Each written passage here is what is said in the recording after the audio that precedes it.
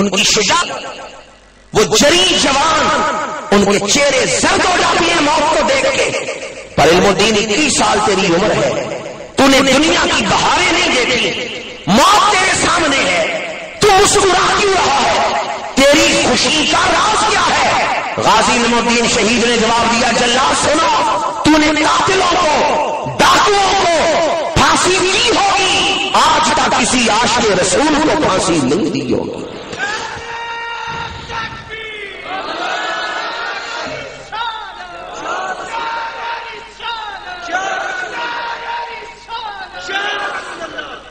فرمایا تجھے کیا پتا عشق رسول میں مرنے کا مزہ کیا ہے؟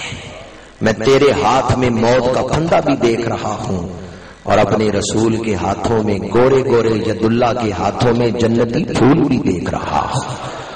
میں دونوں منظر دیکھ رہا ہوں.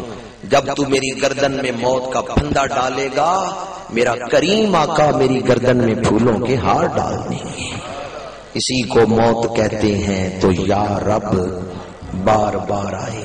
اور غائی صاحب کو جب میاں والی جیل سے، اس کمرے سے پھانسی والے کمرے کی طرف لے کے جا رہے تھے نا، تو باقی کمروں میں جو قیدی تھے مسلمان، وہ سلاخوں کے پاس آ کے ہاتھ لمبے کر کر کے غائی صاحب سے سلام کی کوشش کر رہے تھے. تو ایک نعرہ بلند ہو رہا تھا جیل خانے میں، نعرہ رسالت. اس صبح 31 اکتوبر کی صبح میاں والی جیل میں یہ نعرہ گونج رہا تھا، نعرہ رسالت یا رسول اللہ. یہ واقعہ 1929 میں ہوا. اور پھر اس کے بعد 1934 میں ایک ہندو نتھو رام نے کتاب لکھی ہسٹری آف اسلام. اس میں حضور کی بڑی بے ادبیاں کی گئیں. مسلمانوں نے کیس کیا، عدالت میں کیس چلا، پر جج انگریز ہے اور ہندوؤں کا اثر رسوخ ہے. نظر آ رہا تھا کہ اس کو بری کر دیا جائے گا. جس دن آخری تاریخ تھی، کراچی کا ایک جوان غازی عبد القیوم خنجر چھپا کے جا کے سماعت کے لیے بیٹھ کے داخل ہو گئے اس کمرہ عدالت میں جہاں کیس کی سماعت ہونا تھی. اور جب منظر نظر آیا کہ جج تو اس کو سزا نہیں دے گا، تو غازی عبد القیوم ہی اٹھ کھڑا ہوا اور نعرہ تکبیر بلند کرتے ہوئے نتھو رام کے پیٹ میں وار کیا. کمرہ عدالت سے لوگ بھاگے. جج نہیں بھاگا، وہ موقع کا بعد میں گواہ بنا تھا. اس نے کھڑے ہو کے کہا کہ تو نے کیوں اس کو قتل کر دیا ہے؟ تو غازی عبد القیوم نے کہا مجھے انصاف نہیں نظر آ رہا تھا. جج نے کہا تو نے قانون اپنے ہاتھ میں لیا ہے. غازی عبد القیوم نے کہا میں نے قانون نہیں ہاتھ میں لیا، میں نے انصاف کیا ہے، میں نے انصاف اپنے ہاتھوں میں لیا ہے. پولیس داخل ہوئی، ریوالور ہاتھ میں تھا. غازی صاحب کو گرفتار کر لیا گیا. مقدمہ چلا اور انگریز جج نے فیصلہ دیا. غازی صاحب عدالت میں کھڑے تھے. یہ میں نکتہ آپ کو سنانا چاہتا ہوں. جب انگریز جج نے غازی عبد القیوم کی طرف دیکھتے ہوئے کہا کہ عبد القیوم ہم تمہیں سزائے موت دیتے ہیں، تو بے ساختہ غازی صاحب نے ہاتھ اٹھائے اور کہا الحمدللہ الحمدللہ، میں اللہ کا شکر ادا کرتا ہوں اس نے مجھے اس سزا کا مستحق سمجھا ہے. یہ الحمدللہ کہنا کسی مرد کا ہی کام ہے. سزائے موت کا اعلان ہو تو پیروں سے زمین نکل جاتی ہے، پر عشق رسول میں یہ سزا نہیں، یہ کسی پہلی نیکی کی جزائی مل رہی ہے. غازی صاحب نے ہاتھ اٹھا کر الحمدللہ میں اللہ کا شکر ادا کرتا ہوں اس نے مجھے اس سزا کا مستحق سمجھا. یہ 1934 کا واقعہ. اور پھر 1937 میں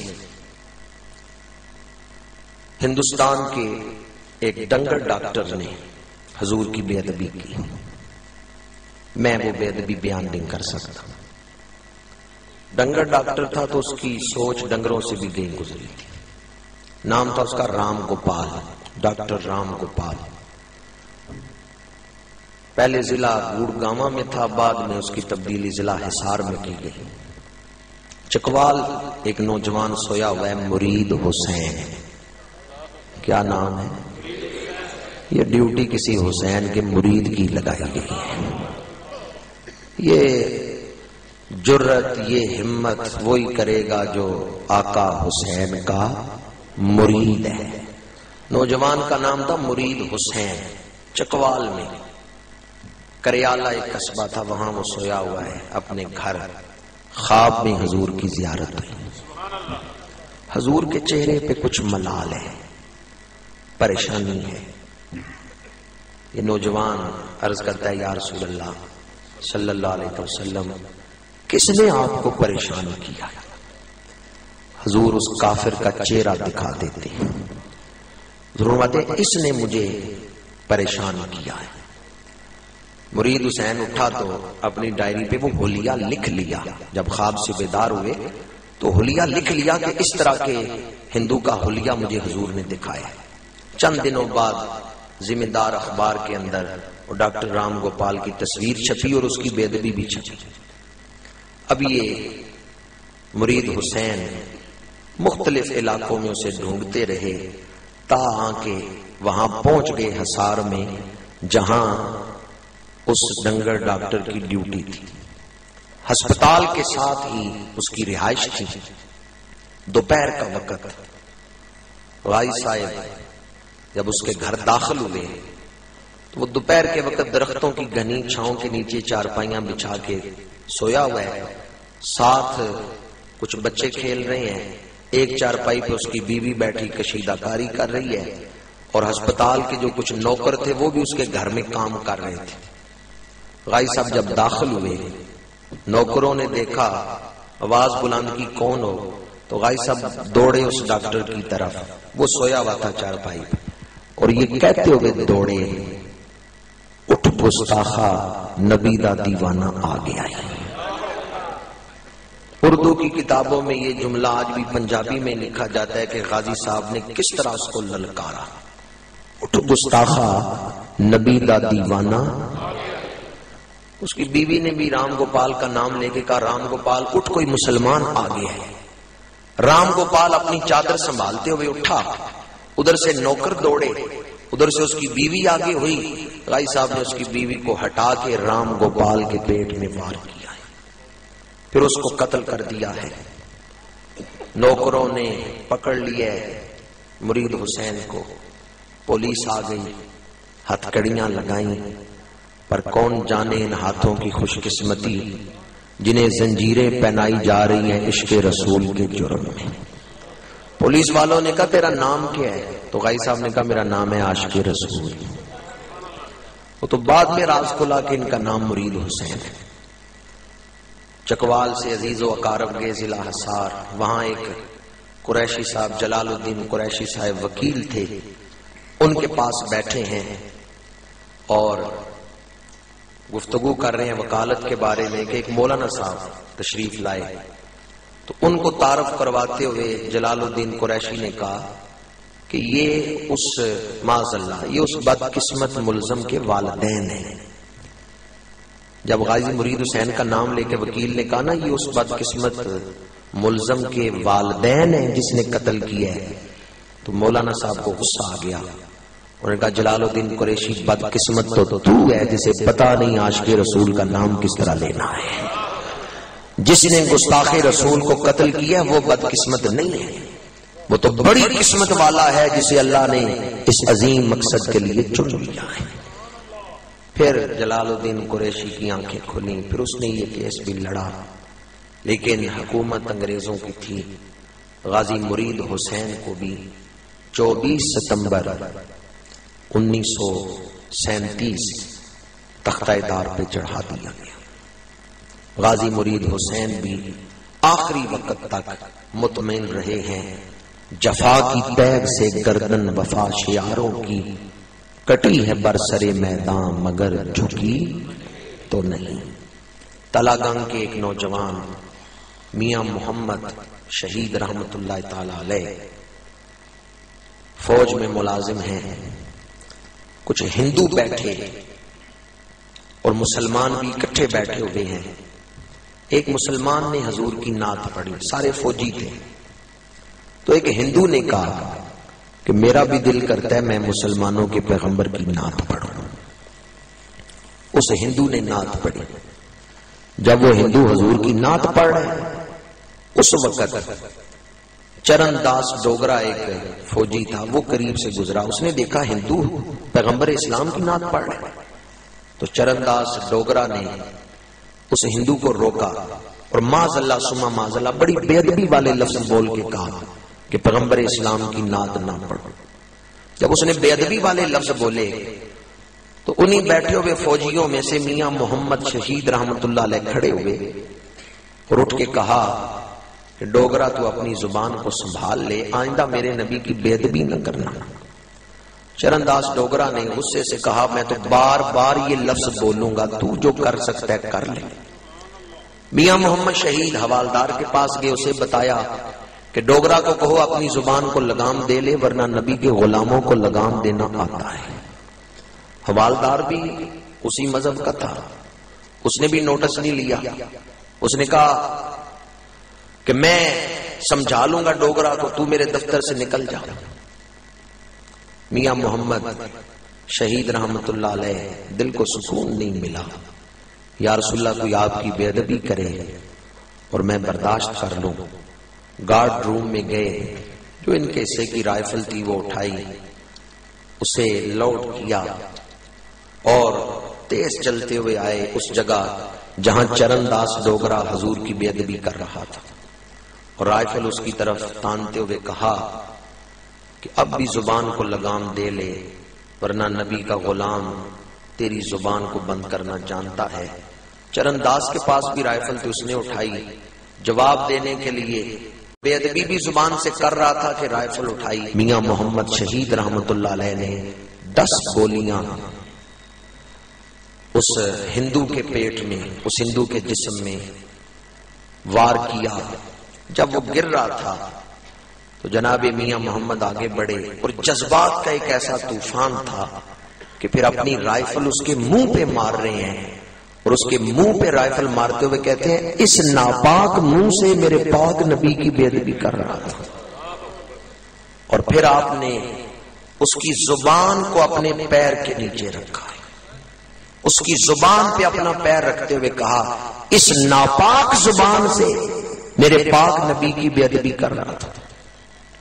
پھر آپ نے خود گرفتاری پیش کی، مقدمہ چلا، سزائے موت کا اعلان کیا گیا۔ اس مہینے کو نسبت ہے غازی میاں محمد شہید کے شہادت کے ساتھ، آج تو 21 اپریل ہے، اور غازی میاں محمد شہید کی شہادت 12 اپریل کو ہوئی، 12 اپریل 1938۔ غازی صاحب کو جب تختہ دار پہ لایا گیا، غازی صاحب نہ جانے کس کیف میں تھے، درود شریف پڑھ رہے تھے کہ تختہ دار پہ آئے۔ جلاد نے کہا اپنی زبان نہ ہلاؤ، غازی صاحب نے کہا تو اپنا کام کر، مجھے اپنا کام کرنے دے۔ جلاد نے کہا کہ زبان بند کر لو، غازی صاحب نے آخری لفظ بولے جس پر پھندا تنگ کر دیا گیا اور تختہ کھینچا گیا ہے۔ آخری لفظ یہ تھے، اب اس کیفیت حضوری کو کون سمجھے کہ آخری لفظ غازی میاں محمد شہید کی زبان سے یہ نکلے سرکار میں حاضر ہوں۔ ذرا تصور تو کریں روح کن بلندیوں کی طرف محو پرواز ہوئی ہے۔ سرکار میں، سرکار میں، اسی کو عربی میں کہتے ہیں لبیک یا رسول اللہ۔ اس غلام کی شہادت کن رفتوں اور عظمتوں اور بلندیوں کے ساتھ کہ روح جسم سے نکل رہی ہے تو حضور کے قدموں میں پہنچ رہی ہے۔ اسی کو موت کہتے ہیں تو یا رب بار بار آئے، جفا کی تیغ سے گردن وفا شیاروں کی کٹی ہے بر سر میدان مگر جھکی تو نہیں۔ امام الانبیاء صلی اللہ علیہ وآلہ وسلم کے غلام اپنی جان سے بڑھ کے اللہ کے رسول سے محبت کرتے ہیں۔ میں نے آپ احباب کے سامنے شرعی فتویٰ بھی قرآن اور حدیث کی روشنی میں بیان کیا، اور پھر آپ کے سامنے تاریخ کے چند ایک ایسے واقعات بھی رکھے جن سے یہ ثابت ہوتا ہے ناموس رسالت کے لیے قربانیاں دی جاتی رہی ہیں۔ اور یہ قربانیوں کا سلسلہ، یہ قربانیوں کا تسلسل ختم نہیں ہوا. اللہ خود اپنے نبی کی عزتوں کا محافظ ہے. ہمارے دور میں، یہ تو میں نے پہلے دور کے واقعات سنائے نا، ہمارے دور میں اللہ نے ظاہر نہیں کر دیا. ایک شخص اٹھا، شاید میں اپنے بیانات سے ہی، حکومت کے نشے میں اٹھا کہ شاید میں اپنے بیانات سے ہی ایسی فضا بنا لوں گا جس سے 295 کو ترمیم کر دی جائے اس میں اور ختم کر دیا جائے. اللہ نے اس شخص کا ذکر چند دنوں میں مٹا کے رکھ دیا ہے اور ظاہر کر دیا ہے ملازم تیرا ہوگا، ڈیوٹی مدینے والی کی دے رہا، نوکر تیرا ہوگا پر اس کے دل پہ حکم میرا چل رہا ہوگا. غازی ممتاز قادری چک سادہ کی سرزمین پہ آج سینکڑوں غلامان مصطفیٰ تیری عظمت کو سلام کرتے ہیں. میری بات کی تائید کرتے ہیں یا نہیں؟ بے شک. اللہ اکبر. یا رسول اللہ ہمارا وہ امام ہے، نبی کا جو غلام ہے. سلام. ممتاز قادری نے بھی اس بدذات کے جسم پہ جب وار کیا ہے اس کی زبان پر بھی فائر کیا ہے کہ اس ناپاک زبان سے میرے معبود کی بے ادبی کر رہا تھا. امام الانبیاء صلی اللہ علیہ وآلہ وسلم کی بے ادبی اور گستاخی کوئی گناہ صغیرہ نہیں ہے یا گناہ کبیرہ نہیں ہے، یہ تو صراحتاً کفر ہے. جس نے ذرہ برابر بے ادبی کی اس کی زندگی کے تمام اعمال ضائع اور برباد ہو جائیں گے اور وہ آدمی واجب القتل ہو جائے گا. اگر کوئی اپنے اختیارات یا اپنی دولت کے نشے میں یا منصب کے نشے میں چاہے کہ میں اللہ کے رسول کی عزت و عظمت کو گھٹا دوں گا، اللہ نے قرآن میں تو فیصلہ لکھ دیا ہے، ان شانیہ کا حول ابتر. مٹ گئے، مٹتے ہیں، مٹ جائیں گے آبا تیرے. نہ مٹا ہے نہ مٹے گا کبھی چرچا تیرا، نہ مٹا ہے نہ مٹے گا کبھی چرچا تیرا. آج اس محفل میں کوئی ایک بھی سلمان رشدی یا سلمان تاثیر کے راستے پہ چلنے والا نہیں بیٹھا ہوا. یہ سارے علم الدین شہید اور ممتاز قادری کے راستے پہ چلنے والے بیٹھے ہوئے ہیں. ان سارے غلاموں کا عزم اور ارادہ یہ ہے، خون دل دے کے نکھاریں گے خیبر کے غلام. ہم نے گلشن کے تحفظ کی قسم کھائی، ہم نے گلشن کے تحفظ کی قسم کھائی. ہمیں بریلی کے تاجدار نے یہی سبق دیا ہے، کروں تیرے نام پہ جان فدا، نہ بس ایک جا تو جہاں فدا، تو جہاں سے بھی نہیں جی بھرا، کروں کیا کروڑوں جہاں نہیں. غلامی رسول میں موت بھی قبول ہے، غلامی رسول میں موت بھی قبول ہے. قربانیوں کے اس تسلسل کا سلسلہ دور صحابہ سے جوڑ کے اپنی گفتگو کو ختم کر رہا ہوں. بدر کے میدان میں دو ننے صحابی حضرت عبد الرحمن بن عوف سے پوچھتے ہیں چچا ابو جال کون سے؟ جناب معوذ و معاذ عبد الرحمن بن عوف سے پوچھتے ہیں چچا یہ ابو جال کون؟ عبد الرحمن بن عوف نے دیکھا چھوٹے چھوٹے بچے ہیں، پوچھ کے آ رہے ہیں. کہا تم کیا کرو گے؟ اس کے گرد تو حافظوں کا دستہ ہے، اس کے گرد تو بڑی تلواریں حفاظت کے لیے ہیں، تم بچے وہاں کیا کرو گے؟ ان دونوں بچوں نے بیک زبان کو جواب دیا ہے. کسی عاشق نے اردو میں اس کا ترجمہ کیا، قسم کھائی ہے مر جائیں گے یا ماریں گے ناری کو، سنا ہے گالیاں دیتا ہے وہ محبوب باری کو. ان صحابہ کا عزم و ارادہ کہ قسم کھائی ہے ماریں گے یا قسم کھائی ہے مر جائیں گے یا ماریں گے ناری کو، سنا ہے گالیاں دیتا ہے وہ محبوب باری کو.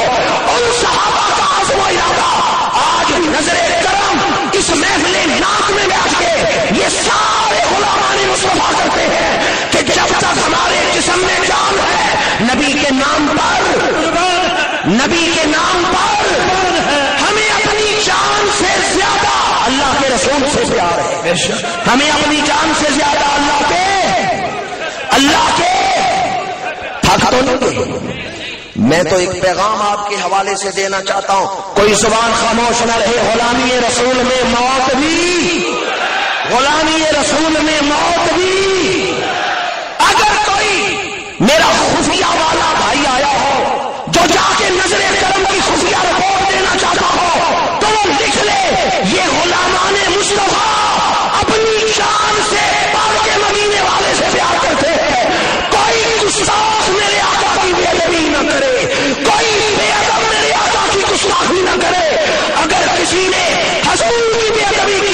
یا کسی حکمران نے ناموس رسالت کے قانون کے ساتھ شیر خانی کی، حکومت والے بولے یا نہ بولے، کوئی سیاسی جماعت بولے یا نہ بولے، جماعت اہل سنت کا ہر کون اس گستاخ کا گریبان پکڑ کے حساب طلب کرے گا۔